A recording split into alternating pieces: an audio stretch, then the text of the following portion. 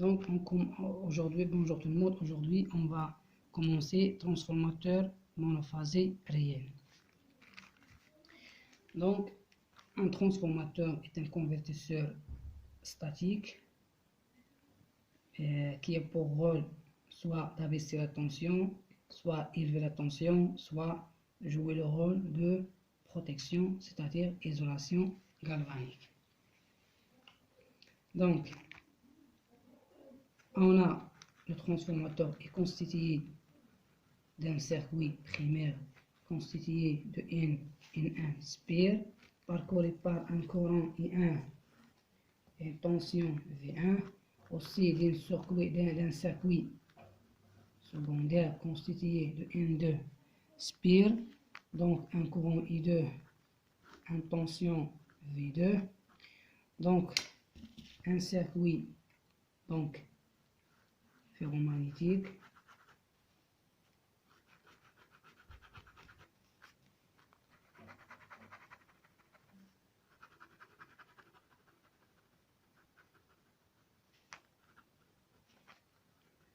qui a pour rôle de diriger le flux magnétique créé par le circuit primaire pour éviter donc les fuites, les pertes magnétiques.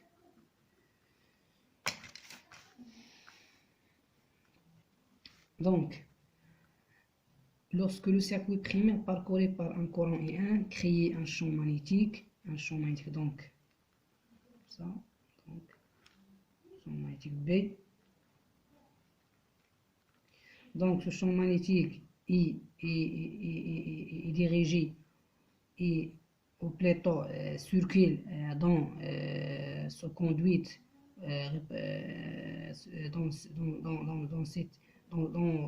dans le circuit ferromagnétique. Donc lorsqu'il arrive au circuit secondaire, va créer donc une force électromotrice selon la loi de Lenz, donc avec une charge, donc selon les caractéristiques du transformateur, on aura soit abaisseur, donc c'est-à-dire tension V2 inférieur V1, élévateur V2 inférieur V1, isolation galvanique, donc V2 égale à V1. Donc, avant de donner le schéma équivalent d'un transformateur monophasé réel, donc on a V2 selon la formule de Bouchereau égale à 4,4 BN2, le nombre de spires de circuit secondaire, multiplié par F, multiplié par S, avec S la section du circuit ferromagnétique. Parfois il est rectangulaire, parfois il est carré, parfois il est rectangulaire, parfois il est circulaire. Donc la section dépend de la forme du circuit ferromagnétique. On a aussi V1 égale à 4,4 B avec B l'intensité du champ magnétique, N1 le nombre de spires du circuit primaire, F la fréquence de la tension, S la section du circuit ferromagnétique. On est par définition M égale à V2 sur V1 s'appelle égal à aussi I1 sur I2 s'appelle rapport de transformation.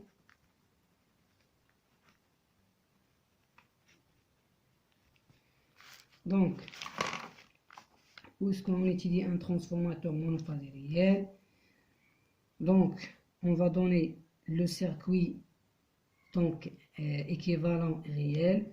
Donc on a une bobine, il est équivalent à une résistance R1, une inductance L1 en parallèle avec une résistance qui représente les paires de fer. On va savoir c'est quoi les paires de fer. Aussi une inductance magnétisante qui représente aussi les fluides magnétiques. Le secondaire, on a R2, une résistance de la bobine.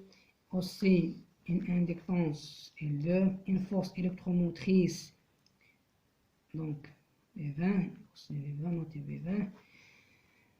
Donc, on suppose par exemple, on a une charge, donc le courant I2, la tension V2, ça s'appelle la tension delta I, tension de chute.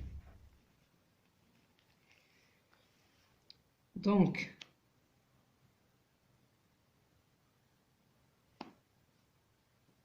on peut donner un schéma équivalent plus simplifié à partir de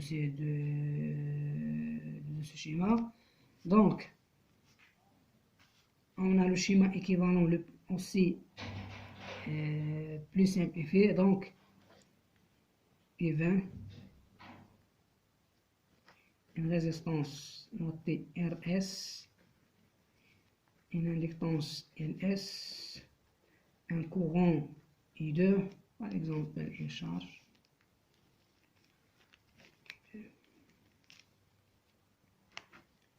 Donc on a la RF,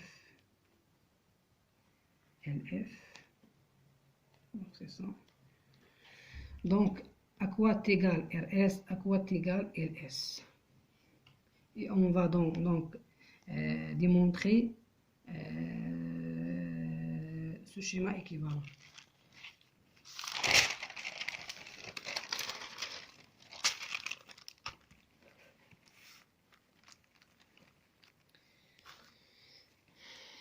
On a donc on a les pertes joules dans le transformateur, soit dans le circuit primaire, soit dans le circuit secondaire. On a R1, la résistance R1 multipliée par le courant I1, on est dans le primaire, plus les pertes joules dans le secondaire R2 et 2. On a par définition le rapport de transformation égal à I1 plus I2 qui égale V2, donc c'est V1. Donc les pertes joules égale à donc R1 M au carré I2 au carré. On remplace I1 par M multiplié par I2 au carré, ça donne M au carré multiplié par I2 au carré, plus R2 I2 au carré. Donc le pertes joules de transformateur dans le secondaire et dans le primaire égale à plus R2 multiplié par, avec RS égale à R1 M au carré plus R2.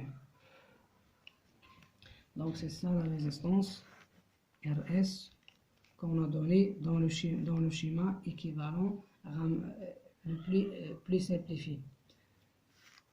Donc si vous remarquez le courant I2 qui existe dans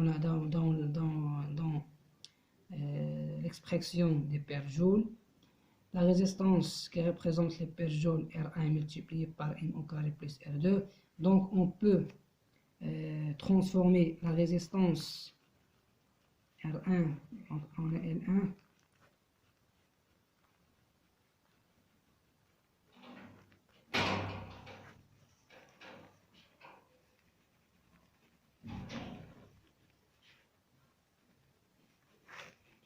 donc on peut transformer la résistance R1 vers le circuit secondaire en la multipliant par M au carré comme on a fait. Aussi de même pour L1, donc on a LS parce qu'on a trouvé un circuit équivalent c'est RS. LS, donc LS aussi égale à M au carré multiplié par L1 plus L2. Donc on peut aussi transférer l'inductance L1 vers le circuit secondaire en la multipliant par M au carré. Donc là on a RF concernant le circuit primaire et 1 V1. Donc comment on a trouvé LS égale à M au carré L1 plus L2. Donc on a la puissance réactive totale consommée dans le circuit secondaire et dans le circuit primaire égale à Q1 plus I2. Donc, égal à L1 oméga I1 au carré plus L2 oméga I2 au carré. Et 1, donc égal à M au carré, L1 oméga I2 au carré, plus L2 oméga I2 au carré. Donc, de même, concernant les pertes joules, donc on a trouvé RS égale R1 M au carré plus R2. Donc, aussi, donc M au carré, L1 plus L2 oméga I2 au carré. Donc, c'est ça, LS. Donc, LS oméga I2 au carré. Donc, on peut remplacer aussi l'inductance L1 vers le circuit primaire vers le circuit secondaire en la multipliant par M au carré. Donc, on trouve le circuit, ce qu'on appelle ramené au secondaire, il est plus simplifié. Donc, RS, LS, la force électromotrice V20. Donc, par exemple, une charge qui représente un cos V de un courant I2, une tension V2. Donc, pour déterminer RS, LS, RF, OCLF, on va exploiter deux essais, ici à vide, ici en court-circuit. Donc, on passe à l'essai à vide. Donc, persphère égale à P10 à condition la tension primaire égale à la tension nominale. Donc, par l'essai à vide, on arrive à déterminer les persphères. Et aussi, on peut, donc si elle est demandée, on peut calculer RF qui est égal donc V10 au carré sur P10. Donc, si il est demandé par exemple de déterminer l'inductance de fluide, donc on a Q10 égale à I10 multiplié par I10 multiplié par sinus Phi10. Donc, si vous remarquez, la puissance réactive, il représente et consommée dans l'essai à vide, elle est consommée juste par l'inductance de fluide. La différence entre le courant et la tension, c'est évident, PC2, si PC2 égale à 1, donc égal à V10 multiplié par I10, qui égale aussi L oméga, donc, qui égale, pardon, V10 sur L oméga, LF oméga, donc LF égale à donc V10 au carré sur oméga qui 10. Donc avec qui 10 égale à P10 au carré moins, donc moins plus S10 au carré avec S10 égale à V0 multiplié par V0 qui est la puissance apparente. Si on détermine, donc si on trouve P10 sous tension nominale représente les pertes fer, on peut déterminer la résistance RF. Donc on peut aussi déterminer LF. Donc LF égale à V10 au carré c'est oméga qui 10 au carré. Qui 10 au carré égale à S10 au carré moins P10 au carré. I10 c'est la puissance apparente qui égale V10 multiplié par I10. Donc on a S, DS, P10. Donc on peut trouver Q10. Donc Q10, on a V10, on a oméga. Oméga c'est égal à 2PF. Donc on arrive à trouver LF. Donc en résumé, par l'essai à vide, on arrive à déterminer les pertes fer qui est égal à P10 sur tension nominale. On arrive à déterminer RF qui est égal à V10 sur P10. On arrive aussi à déterminer LF qui est égal V10 sur oméga qui 10 égale à S10 moins P10 au carré avec S10 égale à V10 multiplié par I10. Donc parfois il est demandé de déterminer par exemple le courant. Donc c'est ça ce courant. Par exemple I1 qui parcourt LF et aussi déterminer le courant I2. Donc comment on arrive à déterminer I1 et I2?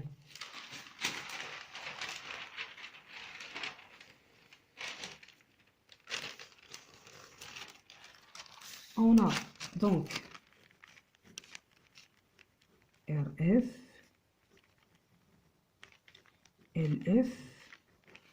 donc I1,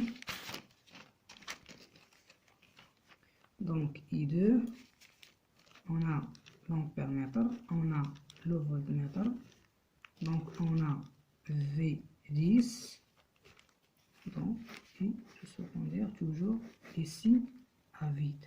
Donc déterminer I1, I2. Donc si on utilise la représentation de Fresnel, donc on va prendre V10 comme référence, c'est ça, donc V10, c'est ça, V10 comme référence. Donc I1, donc V10 qui est appliqué à l'inductance LF, donc la déphasage entre V10 et I1 c'est plus R2, donc c'est ça, I1, donc pi sur 2, I2, le déphasage entre V10 et I2 dans une résistance c'est 0, donc c'est ça, donc I2,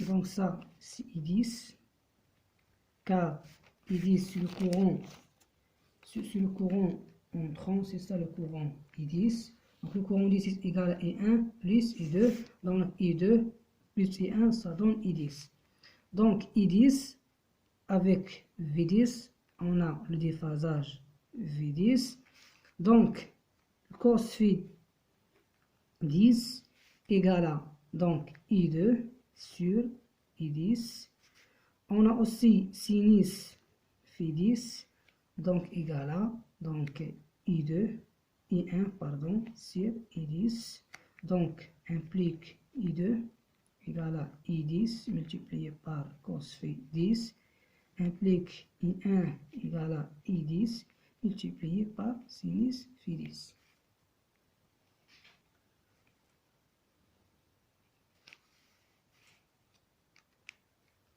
Donc, on a P10 égale à V10 multiplié par I10 cos phi 10. P10 mesuré par donc, le wattmètre, V10 mesuré par le voltmètre, I10 mesuré par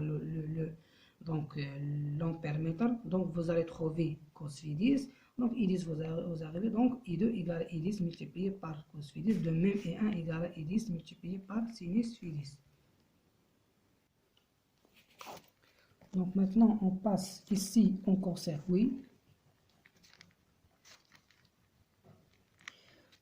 Donc ici, en court-circuit sert à déterminer les paires joules, RS et XS et ZS, les éléments des transformateurs. Donc on rappelle le schéma équivalent de transformateur monophasé qu'on a déjà trouvé. Donc on a la résistance RF, LF, donc la force électromotrice, donc RS, LS, donc puisque ici en court-circuit, donc on débranche la charge, remplacée par un fil, donc c'est ça, I2 c'est C, donc I1 c'est C, I2 V1 c'est C. Donc, on utilise un ampèremètre pour ne pas dépasser la valeur nominale du courant secondaire parce que le circuit, ici en court-circuit, se fait sous courant nominal. Donc, comment on arrive à déterminer les paires joules RS, XS, ZS avec ZS en notation complexe, c'est R plus G LS oméga. Donc, on a P1cc, donc égal à, donc, pardon, I2cc égale à RS multiplié par, donc, I2cc au carré. On a I2cc, il est mesuré par l'ampèremètre. P2cc égale à aussi P1cc. Pourquoi égal à P1cc? Donc, on a RS égale à donc R1 multiplié par m au carré plus R2. Aussi, on a RS égale à R2 multiplié par m au carré plus R1.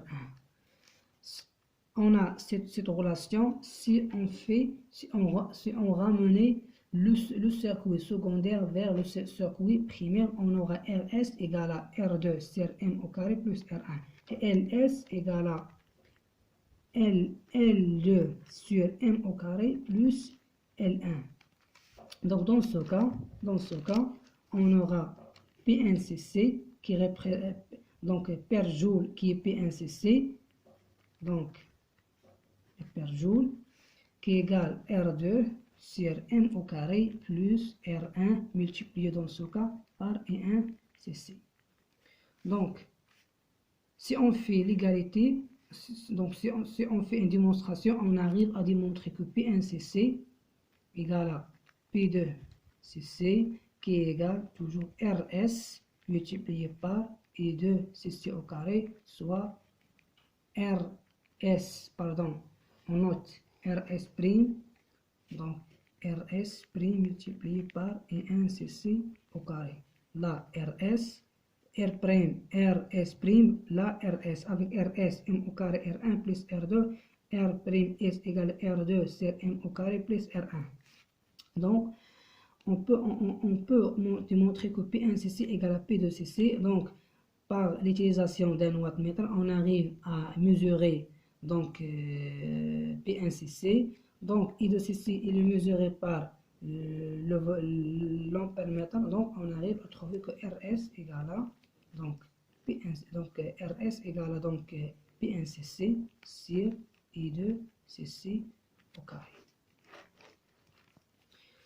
On a là C et 20 cc. Donc, on a E20 cc égale ZS multiplié par E2 cc. Donc, on a le rapport de transformation donc égal à E20 cc sur E1 cc. Donc, V1cc égale à M multiplié par E1cc. Donc, ZS égale à M E1cc multiplié sur E2cc.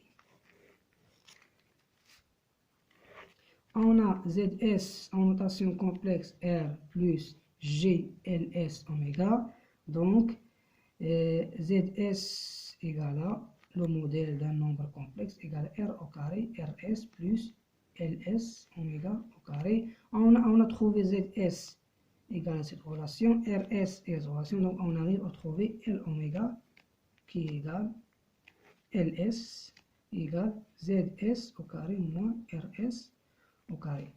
Donc, en conclusion, par ici en court-circuit, on court-circuite la charge. Donc, le résultat, on aura la tension V2cc qui est la tension appliquée à la charge égale à 0. Par l'utilisation d'un ampèremètre, on arrive à déterminer le courant de secondaire en court-circuit, à condition de ne pas déterminer la valeur nominale. Donc, on a les pertes joules représentées par RS, donc P2cc. Donc les pertes joules qui est P2cc égale à RS multiplié par I2cc au carré qui est égal au E1cc. Donc RS égale à P1cc sur I2cc, donc c'est ça. On a E20, c'est ça, égal à ZS multiplié par I2cc. Avec ZS, c'est R plus GLS oméga, donc c'est l'impédance équivalent. Donc M égale à V1 cc sur E1cc, avec V1 cc égale à M E1 cc, donc ZS égale à M E1 cc sur E2cc. Donc on arrive à trouver ZS, RS, et donc puisque ZS est un nombre complexe R plus G LS oméga, donc ZS égale à RS au carré plus LS au carré oméga au carré, donc LS oméga égale à ZS au carré moins RS au carré. Donc c'est ça ce qu'on a dans l'essai en court-circuit. Donc, on commence la détermination de la chaîne de tension. C'est ça, delta I s'appelle chaîne de tension. C'est ça, I20. Donc, comment déterminer delta I? Donc, graphiquement, on arrive à déterminer delta I. Donc, la charge impose un cos phi 2, déphasage phi 2, déphasage entre le courant I2 et la tension V2. Donc, on va prendre, donc, le courant I2 comme référence. On a le déphasage entre la tension I2 et le courant I2 et la tension V2, donc phi 2, imposé par la charge, donc c'est ça, tension V2. On a le déphasage entre le courant I2 qui parcourt la résistance RS et la tension appliquée geste à cette résistance, par exemple, I1 égale à 0, donc c'est ça, RS. Donc c'est ça, RS I2, la tension RS I2 en phase avec le courant I2 dans la résistance RS. La tension, donc la tension XS I2 en déphasage, il est l'angle entre la tension XS I2 avec le courant I2, c'est plus C2, donc c'est ça. Donc,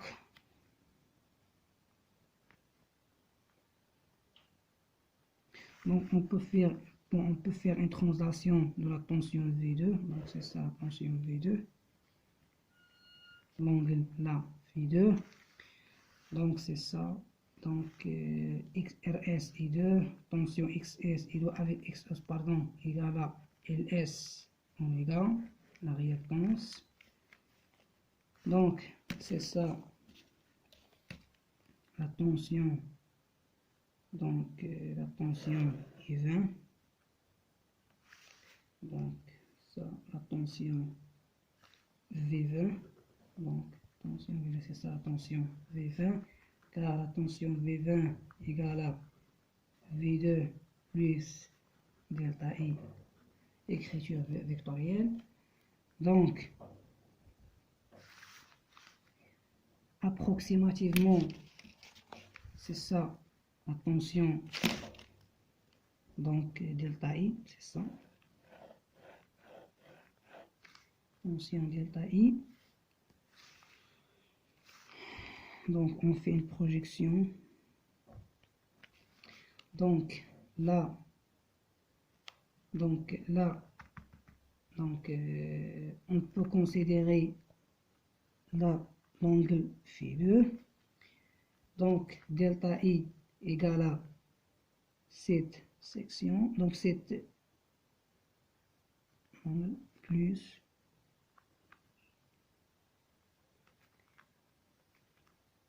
donc, par exemple, A, B. Donc, delta I égale à A plus B.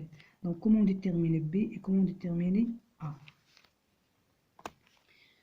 Donc, B, on considère approximativement que l'angle entre cette vecteur et la tension RS I2, c'est phi 2. Donc, cos phi 2, donc égale à cos phi 2 égale à donc B, c'est le B, donc cos phi 2, B sur RS I2, le modèle de RS I2 qui est égal RS constance I2, le modèle de vecteur I2 c'est I2. Donc, comment déterminer A? Donc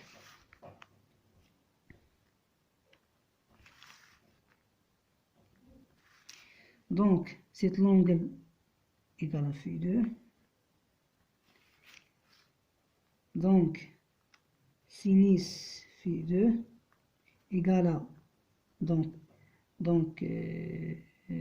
sinus phi 2 donc égal à A approximativement sur XS sur I2. Donc, ça donne donc delta I égale à RS I2 multiplié par cos I2 plus XS I2, donc sinus. Donc c'est ça, H, c'est l'obtention dans le fond.